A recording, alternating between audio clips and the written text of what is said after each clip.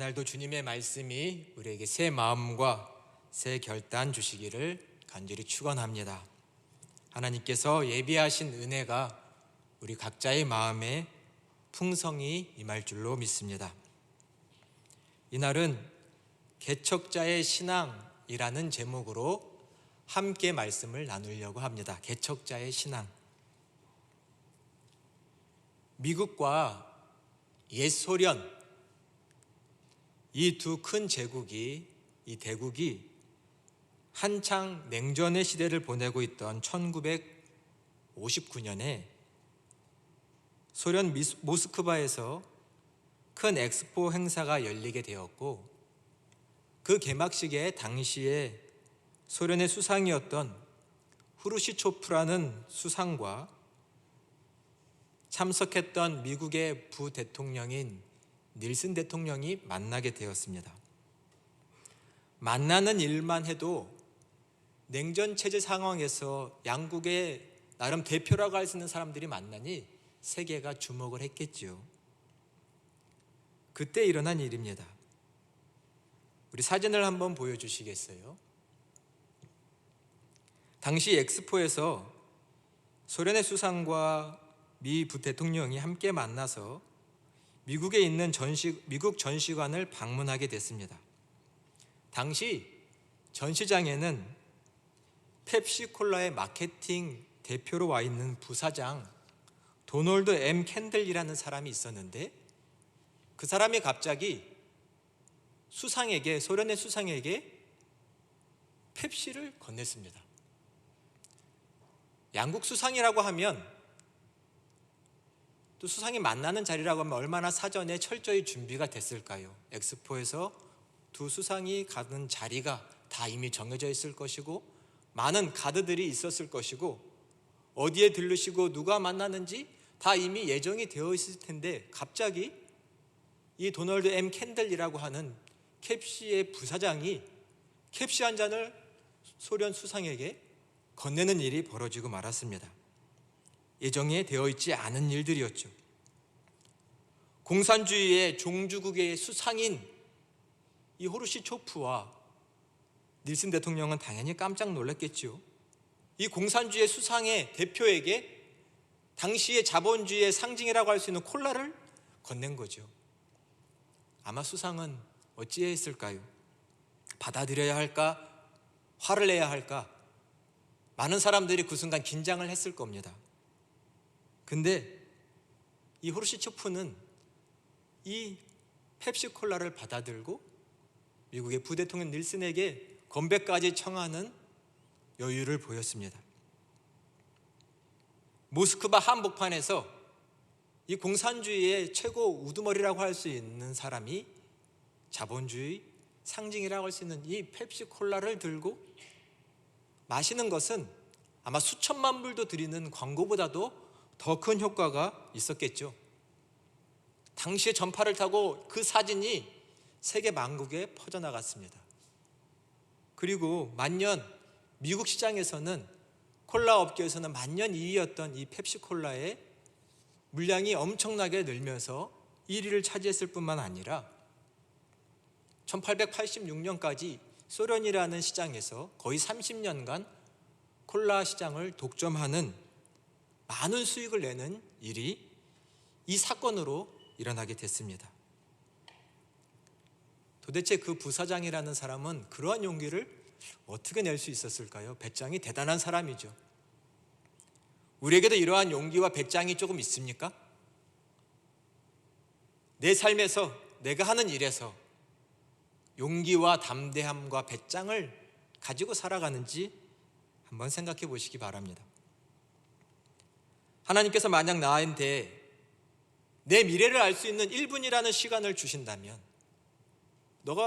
너의 미래에 대해서 1분을 알 수 있게 해주겠다라고 하나님 말씀하시면 여러분은 어떤 것을 요청하시겠어요? 내 미래의 배우자는 어떤 사람일까? 내 남편과 내 아내는 얼마나 이쁠까, 근사할까를 물어보시겠습니까? 아니면 대박 날 수 있는 로또 복권 번호를 물어보시겠습니까? 엄청나게 뛰어오르는 주식 상품을 물어보시겠습니까? 아니면 내 마지막 순간의 모습은 어떨까 궁금하여 더 바르게 살고자 하는 마음을 가지시겠습니까? 물론 나의 미래에 대해서 알 수 있다면 참 좋겠죠. 많은 것을 대비할 수 있다고 생각되기 때문일 것입니다. 하지만 만일 미래의 어떤 순간만 안다면 이 나머지 모르는 순간은 답답해서 어떡할까요? 사실 우리가 앞으로 살아갈 그 모든 순간들, 많은 시간들은 늘 새로운 것이고 모르는 것이 더 많은데 말입니다. 내 미래는 늘 열려있고 새로운 가능성이고 알지 못하죠. 어쩌면 이건 우리의 삶입니다. 이것을 더 넓은 마음으로 받아들여야 할 터인데 그것이 궁금하고 알고 싶고 정해졌으면 하는 마음은 어쩌면 조금 겁먹은 마음이라고도 할 수 있을 것입니다. 우리는 얼마나 배짱 있는 삶을 살고 있나요? 오늘 본문에 하나님의 말씀은 여호수아라는 한 사람에게 하신 말씀입니다. 여호수아 1절에 보니 때가 나와 있습니다. 1절과 2절에 보니 때는 그동안 40년간 이스라엘 백성을 출애굽시켜서 광야를 인도해 왔던 그 대단한 지도자 모세가 죽은 때입니다. 모든 사람이 바라보던 사람이 모세였는데 그 모세가 지금 죽고 없습니다. 그리고 모압 평지에서 이 요단강을 건너서 저 건너편 땅은 이 이스라엘 백성들이 가야 하는 약속의 땅, 목적지입니다. 때와 장소는 이렇습니다. 이때 하나님께서 여호수아에게 하신 말씀이 오늘 본문입니다. 우리 2절의 말씀을 같이 한번 봉독하도록 하겠습니다. 2절의 말씀입니다. 내 종 모세가 죽었으니 이제 너는 이 모든 백성과 더불어 일어나 이 요단을 건너 내가 그들 이스라엘 자손에게 주는 그 땅으로 가라. 아멘. 하나님이 여호수아에게 명령을 하십니다. 모세는 죽었다. 이제는 너가 모세를 대신해서 이 많은 사람들을 데리고 저 약속의 땅에 들어가라. 하나님의 명령입니다. 이 요단강을 건너서 저 땅을 차지해라. 명령이자 축복이고 복입니다. 그 땅을 너희가 가져라. 그러나 오늘 본문에 보면 여호수아는 이 하나님의 말씀과 명령 앞에 불안하고 두려웠던 것 같습니다. 오늘 1절부터 9절에 보면 하나님께서 여호수아에게 강하고 담대하라 라는 말씀을 3번이나 하십니다. 강하고 담대하라, 굳세라. 그의 마음에 염려와 근심이 있었기 때문이겠죠. 여호수아는 두려웠을 겁니다. 왜냐하면 일단 하나님의 종 모세가 죽었습니다. 하나님의 종 모세는 어떤 사람이었나요? 여호수아는 그의 수종자로서 그 옆을 지키는 사람, 따르는 사람으로서 모든 모세의 모습을 다 봤습니다. 모세가 하나님께 쓰임받아서 이집트 왕 파라오와 대적하며 싸웠고 그 앞에 하나님의 놀라운 능력들을 이루어가는 10가지 재앙을 행하는 것을 보았고 그렇게 파라오를 이기고 이집트를 탈출하여 광야 생활에서 하나님의 놀라운 기적들을 행하는 것을 보았습니다. 하나님이 모세라는 사람을 얼마나 높이셨고 그를 쓰셨는지도 보았습니다. 모세라는 사람이 하나님과 얼마나 깊은 교제 가운데 하나님과 친구와 같이 지냈는지도 보았습니다. 또한 부러워했죠. 그런 모세가 죽고 그 자리를 나라는 사람이 대신하라고 하는데 여호수아라는 사람의 마음에 어떤 생각이 들까요? 나도 모세와 같은 지도자가 될 수 있을까? 감히 내가? 모세, 우리 아버지와 같은 지도자가 할 수 있는 일을 내가 할 수 있을까? 그런 걱정이 들었을 겁니다. 당연하지요. 직장에서든 어디서든 나보다 선임들이 내 팀장들이 잘하는 일을 내가 감당하려고 할 때 걱정이 듭니다. 나도 잘할 수 있을까? 비교받는 거 아닐까? 이런 마음 사람에겐 당연히 들죠. 여호수아는 두려웠을 겁니다. 감히 내가 모세 그분이 하시던 일을 할 수 있을까? 불안과 걱정이 있었을 것입니다. 또 자기에게 보고 하나님께서 이 백성을 인도하라고 하셨는데 이 백성을 내가 잘 압니다. 이 백성들이 그동안 하나님께 얼마나 불순종해 왔던 사람들인지 하나님의 놀라운 10가지 재앙으로 출애굽을 시켜주셨는데도 홍해 앞에 딱 막히자 그 홍해 앞에서 하나님을 원망한 사람들, 우리를 여기서 다 죽이려고 하느냐, 광야 생활을 할 때는 먹을 것이 마실 것이 없다고 모세와 아론을 쳐 죽이려고 하고 하나님을 원망했던 사람들, 또 이 백성들은 교만해서 모세의 지도력에 의심을 품으며 나도 지도자 될 수 있다고 반항한 사람들, 그런 불순종, 완악한 사람들, 이 사람들 내가 상대해서 저 약속의 땅에 들어갈 수 있을까? 내가 뭐라고? 불안했겠죠. 또 여호수아가 가지고 있는 불안이라면 그냥 이 요단강만 딱 건너서 저쪽에 가면 평평한 땅에, 초목이 무성한 땅에 내가 가서 차지하는 게 아닙니다. 그곳에는 이미 여러 민족들이 살고 있고 그들은 방어태세를 잘 갖추고 있는 견고한 성읍도 다 짓고 있습니다. 그곳을 지금 전쟁을 치러서 점령을 하나하나씩 해야 되는 상황입니다. 우리는 어떤가요? 지금 이스라엘 백성들은 군사훈련도 제대로 하지 않은 백성이죠. 광야 생활을 40년 동안 해왔는데 훈련을 했으면 얼마나 했고 무기가 좋으면 얼마나 좋겠습니까? 오히려 영양 상태가 좋지 않을 수도 있죠. 저 적국들은 이미 견고한 성읍을 다 짜고 있습니다. 저들과 전쟁을 치러서 땅을 차지해야 되는 이 하나님의 명령과 미션은 사실 쉬운 게 절대 아닙니다. 그러니 이 여호수아라는 사람은 내가 잘할 수 있을까? 오히려 나 때문에 이 미션이 실패하는 건 아닌가? 하나님의 일을 그르치는 것은 아닌가라는 걱정과 근심이 그 마음에 가득할 수 있죠. 하나님이 그것을 아셨기 때문에 오늘 여호수아에게 강하고 담대하라, 내가 너와 함께 할 거다라고 여러 번 힘주어 약속하고 계신 겁니다. 오늘 본문인 5절과 6절의 말씀을 우리 같이 한번 봉독하도록 하겠습니다. 내게 하시는 말씀처럼 큰 목소리로 함께 읽겠습니다. 내 평생에 너를 능히 대적할 자가 없으리니 내가 모세와 함께 있었던 것 같이 너와 함께 있을 것임이니라. 내가 너를 떠나지 아니하며 버리지 아니하리니 강하고 담대하라. 너는 내가 그들의 조상에게 맹세하여 그들에게 주리라 한 땅을 이 백성에게 차지하게 하리라. 아멘. 하나님께서 여호수아에게 말씀하십니다. 너의 평생에 너를 대적할 자가 없게 해주겠다. 잠깐이 아닙니다. 평생 내가 너와 함께하여 너를 대적하여 이길 자가 없게 해주겠다. 믿으시나요? 이 말씀을 믿는 사람에게는 이러한 일이 이루어질 것입니다. 말씀해 보니 모세와 함께 있었던 것처럼 내가 너와 함께 하겠다. 너를 떠나지도 버리지도 않을 거다. 그러니 강하고 담대해서 이 백성들로 잘 이끌어 저 땅을 차지하게 해라. 사랑하는 여러분, 요즘 어떠한 마음으로 살고 계십니까? 새로운 미래가 펼쳐질 그런 상황 가운데 있으실 수도 있습니다. 고등학교를 벗어나서 대학생 시절을 시작해야 할 수도 있고 새로운 직장을 가야 할 수도 있습니다. 직장을 이직해야 할 수도 있죠. 무언가 큰 프로젝트와 미션을 내가 맡았을 수도 있습니다. 잘할 수 있을까? 그곳에서 좋은 사람들을 만날 수 있을까? 걱정과 불안이 우리에게 들어왔을 수도 있습니다. 환경이 바뀌니 말이고 그곳에서 어떤 일이 일어날지 내가 다 알지 못하기 때문이죠. 그러나 한 가지 확실한 것은 하나님이 그 자리에 함께 하신다는 것입니다. 오늘 말씀하십니다. 내가 너와 함께 하리라. 미래는 내가 알지 못하지만 확실한 건 하나님이 우리와 함께 하신다는 겁니다. 이 믿음을 가진 자가 하나님의 그 놀라운 형통을 경험할 겁니다. 하나님이 함께 하신다. 문제는 환경이 아니라 나와 함께 하시는 하나님을 믿는 내 믿음이 조금씩 작아지는 데 있습니다. 환경은 늘 바뀌죠. 여러분 좀 살아보셔서 아시죠? 인생 살다 보면 내 마음과 내 뜻대로 되지 않는 경우가 많습니다. 열심히 노력했는데 정말 땀 흘렸는데도 막상 결과가 잘 안 나올 때도 있습니다. 이 정도 했으면 내가 원하는 결과가 나올 법도 한데 잘 안 됩니다.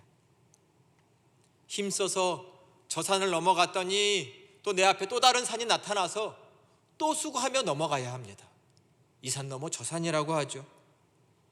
한 가지 숙제 다 마치고 끝냈나 싶더니 또 다른 숙제가 내 앞에 놓여 있어서 쉼 돌릴 틈이 없는 것 같습니다. 늘 새로운 사명, 새로운 일거리에 내 삶은 변화무쌍하고 바쁩니다. 새롭습니다. 변화된 환경으로 내 삶이 바뀌는 것보단 중요한 것은 그 모든 변화된 상황들, 새로운 상황들 속에 하나님이 함께 하신다. 하나님께서 함께 하신다, 이 믿음을 갖는 것이 중요합니다. 다양한 상황 속에서 하나님이 나와 함께 하시지 않을까 봐, 내가 위험에 처할까 봐, 실패할까 봐, 낙오할까 봐 그런 불안과 근심으로 산다기보단 어떤 환경이든지 하나님이 나와 함께 하신다, 이 믿음을 갖는 것이 우리에게 필요한 줄로 믿습니다. 중요한 건 내 미래가 잘 풀리고 성공하고 형통하는, 성공하는, 부자 되는 그런 결과라기보다는 내 미래에 하나님이 함께 하시고 그 하나님을 내가 신뢰할 수 있는 믿음을 갖는 것이 중요합니다. 새로운 땅을 차지한다라는 것은 그곳에서 내 삶이 행복하고 평안하다는 것을 말합니다. 여러분의 삶 가운데 행복과 평안이 있으신가요? 하나님이 주신 땅에서 여전히 전전긍긍하며 수고하고 불안하다면 뭔 의미가 있겠습니까? 하나님이 차지하게 하시는 땅에서 내가 그 행복을, 평안을 누릴 수 있느냐라는 것이 더 중요하지요.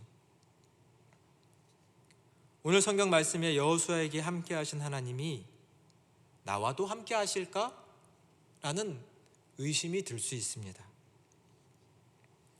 그러나 뒤집어 생각하면 하나님은 분명히 함께 하신다고 약속하셨는데 나에게 그러한 믿음이 생기지 않는다면 어쩌면 문제는 나에게 있겠죠.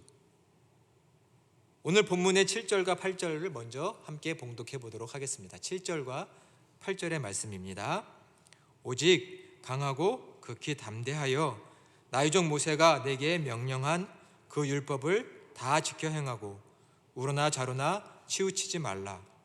그리하면 어디로 가든지 형통하리니 이 율법책을 내 입에서 떠나지 말게 하며 주야로 그것을 묵상하여 그 안에 기록된 대로 다 지켜 행하라. 아멘. 하나님께서 여호수아에게 저 약속의 땅을 차지하라, 가라라고 명령하시면서 7, 8절에 무엇이라고 하시냐면, 강하고 담대하라 명령하시면서 무엇이라고 약속하시냐면 내가 모세에게 명령한 그 율법을 다 지켜 행하라라고 말씀합니다. 너 앞에 명령이 있지 않냐, 율법이 있지 않느냐, 그 율법의 길이 있지 않느냐, 그것을 좌로나 우로나 치우쳐서 어긋난 길로 가지 말고 온전히 그 길로만 행하라라고 말씀합니다. 이 율법책을 내 입에서 떠나지 말게 하고 주야로 묵상해서 그 가운데 행하라. 그리하면 너가 진정 형통하리라 라고 말씀합니다. 아까 말씀드린 것처럼 하나님이 나와 함께 하시지 않는 것이 아니라 하나님이 함께 하신다는 믿음이 내 안에서 점점 사라지는 이유는 나에게 있습니다. 무엇이냐면 내가 하나님의 길로 행하지 않는다는 것을 내가 잘 알고 있습니다. 하나님 말씀이 여기 주어졌습니다. 이 귀하고 생명 같은 말씀을 내가 사랑하고 열심히 연구하며 준행하지 않습니다. 하나님이 분명히 내게 가라고 하신 길이 명백합니다. 우리는 이 길로 가야 합니다. 알지만, 아까 우리 윤석 청년이 기도해 줬죠.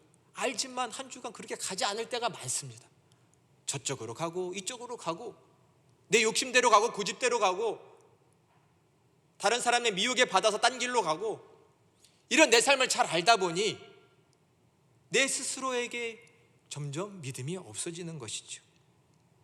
하나님 분명 말씀에 이 율법을, 말씀을 내 입에 늘 묵상하고 가지고 있어라 하셨는데도 나는 이 말씀을 너무나 소홀히 여기면서 하나님이 내 미래와 내 꿈과 비전에 함께 하신다는 믿음을 갖기가 어려운 것입니다. 그러니 스스로 작아지는 것이죠.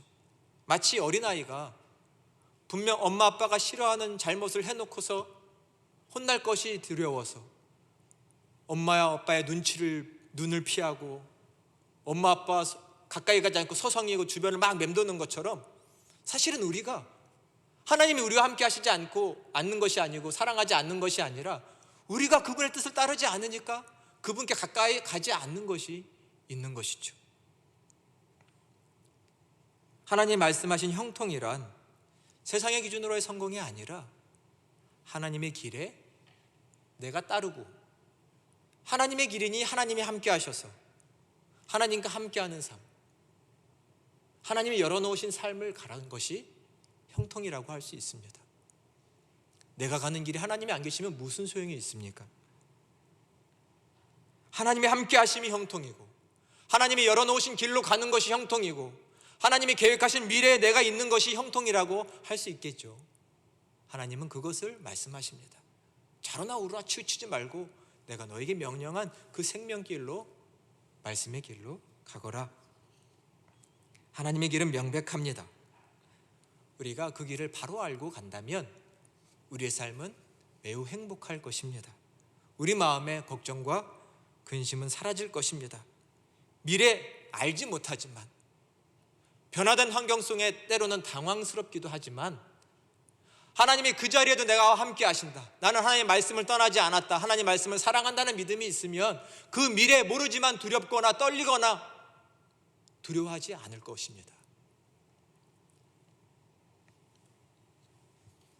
여러분, 김동완 판사라는 분을 아시나요? 김동현 판사라는 분을 아시나요?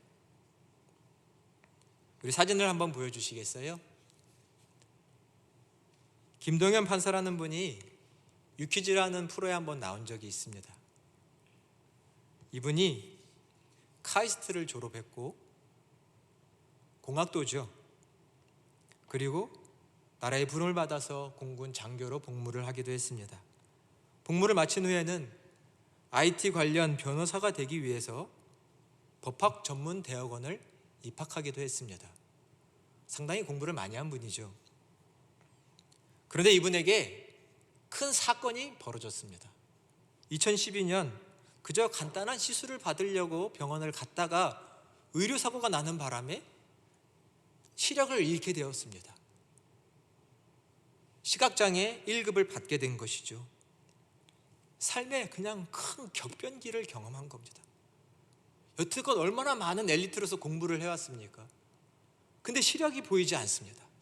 앞이 보이지 않습니다. 거의 시력을 잃었습니다. 그는 말했습니다. 나는 세상이 끝났다고 생각했습니다. 눈이 좋아질 거라는 희망을 가질 수 없게 되자 이 현실을 빨리 받아들여야 되겠다, 수용해야겠다는 생각을 했습니다. 또 병원에서 시각장애인으로 어떤 삶을 살아가는 적응 기간이 2달, 3달 길어지자 이제는 공부도 조금 해볼까라는 생각이 들었다고 합니다. 이런 절망의 상황 속, 갑자기 변화된 상황 속에서 무엇을 해야 할까 두렵고 떨리는 그에게 그 옆자리를 지켜준 분은 어머니라고 합니다. 믿음의 어머니였던 것 같습니다. 그 어머니는 그 아들에게, 법학을 공부했던 그 아들에게 첫 시각장애인으로 법조인으로 살았던 김재왕 변호사의 이야기를 소개해 줬습니다. 김재왕 변호사, 또 시각장애인으로 처음으로 판사가 된 최영 판사, 그들의 이야기를 아들에게 들려주면서 아들을 격려했습니다. 그 길을 계속 갈 수 있게끔 좋은 이야기와 격려로 힘을 북돋아 준 것이죠. 그는 말했습니다. 어머니는 내게 일절 약한 모습을 보이지 않으셨습니다. 늘 용기와 희망을 북돋아 주셨고, 또한 그 사랑 덕분에 내 삶을 포기하고 싶은 극단적인 생각에서 빠져나올 수가 있었습니다. 그래서 그는 열심히 공부할 수 있었고 2015년 그 법학대학원을 졸업할 수가 있었습니다. 그리고는 서울고등법원 재판연구원에 임용되어서 일을 할 수 있게도 되었습니다. 그러나 막상 현실은 쉽지 않았죠. 많은 새로운 판례들, 법과 관련된 연구서들을 공부하고 싶었지만 시각장애인을 위해서 준비된 자료는 없었습니다. 그 한 사람을 위해서 점자책을 만들지도 않았고 누군가 소리로 들을 수 있는 책을 만들어주는데도 많은 경비와 시간이 들었던 거죠. 그 과정이 쉽지 않았고 포기하고 싶었지만 그는 그럴수록 더욱 용기를 내었습니다. 나보다 더 어려운 사람들, 장애인들, 사회적 약자들을 위해서 그들의 권익을 옹호하는 그런 판사가 되어야 되겠다라는 소망을 가지며 더욱 열심히 일을 했고 공부했습니다. 그리고 그는 마침내 2번째로 시각장애인 판사가 되었던 것이죠. 그는 말했습니다. 시각장애인 판사로 사람들에게 믿음을 준다는 건 쉬운 일이 아니었습니다. 혹 시각장애가 있어서 내가 하는 판례와 결정이 정확하지 않을까 우려하는, 걱정하는 사람들에게 결국은 더 정확한 판결을 내림으로 그들에게 신뢰를 쌓아주는 것밖에는 길이 없습니다. 또한 내가 아픈 처지에 있기 때문에 장애인들과 약자를 위한 더 공정한 판결을 할 수 있는 판사가 되겠다고 마음먹었습니다. 그는 눈으로 보는 것보다 더 많은 사람들의 목소리에 귀를 기울이는 판사가 되겠다고 다짐한 것이죠. 또 그러한 판사가 되고 있다고 보여집니다. 그는 불투명한 미래, 좌절할 수 있는 미래, 예상치 않은 미래를 만났지만 그 옆자리를 지켜준 그 어머니의 사랑이 있었고, 그 사랑 속에 용기를 내어 두려움을 극복할 수 있었던 것입니다. 우리의 삶 또한 마찬가지라고 생각됩니다. 내가 원하지 않는 미래, 내가 노력한 것에 대한 원하지 않는 결과들, 앞으로 수많은 미래들 내가 다 알 길이 없지요. 그러나 그 순간마다 두려워하며 떨며 걱정하고 좌절하시겠습니까? 오늘 하나님 말씀처럼 강하고 담대한 믿음으로 내 주어진 미래를 헤쳐나가는 여러분 되시기를 간절히 축원합니다. 하나님이 함께 하신다고 하셨습니다. 내가 너와 함께 하겠다. 너를 떠나지 않겠다. 버리지 않겠다. 그러니 두려워하지 말아라. 이 믿음을 가지고 살아가는 자만이 내 앞에 있는 그 미래를 형통한 삶을 열어갈 수 있을 것입니다. 하나님이 함께 하신다는 것을 믿으시기 바랍니다. 하나님이 나에게 사명을 주셨습니다. 나를 쓰시고자 하십니다. 그리고 함께 하신다고 말씀하십니다. 새로운 땅에는 믿음으로 첫 걸음을 내딛는 것이 필요하지요. 그렇게 내디딜 때 그 자리에, 그 걸음에 하나님이 열어주시는 그 비전을 보게 됩니다. 하나님이 내게 약속하신 것을 믿고 내 미래에 용기 있는 담대한 그 한 걸음을 내디디시길 바랍니다. 내디딜 때 하나님을 경험하고 내 삶을 형통케 하시는 것을 경험하실 것입니다.